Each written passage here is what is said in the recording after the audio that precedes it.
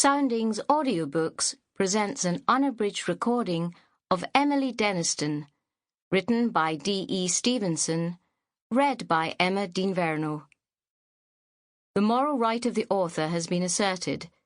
This performance is owned by Soundings, Whitley Bay, NE26 2JT. Prologue. Mr. Dennistoun's 75th birthday. At 9:30 every morning, Mr. Dennistoun opened his front door and stepped out into the porch. By that hour he had breakfasted, and so, warmed and comforted, he could face what elements had to be faced with serenity. From his porch he could look over the sea in three directions, for Port Andrew stood on a small rocky promontory, and Borriston Hall, of which he was the owner, was above the small town.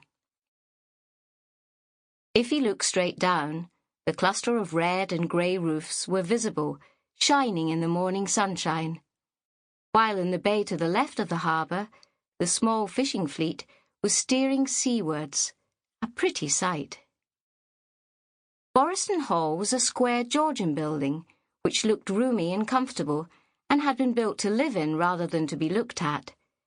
It was of grey stone with a grey slate roof, which had no eaves to catch the winds or to attract swallows set on nest-making. Mr. Dennistoun held up his head and surveyed the heavens with the air of a connoisseur.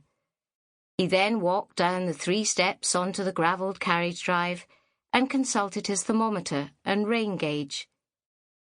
He had tapped his barometer before leaving the house, so he now knew all that signs could tell him about the atmospheric conditions.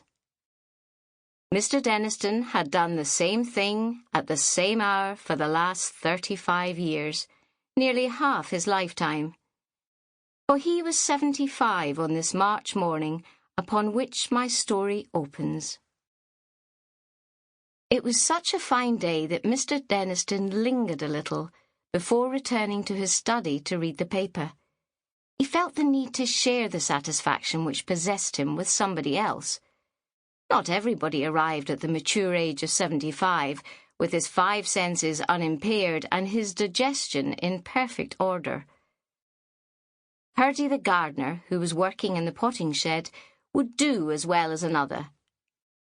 Mr. Dennistoun walked down the drive in the early spring sunshine and meditated on the essential fitness of things in general.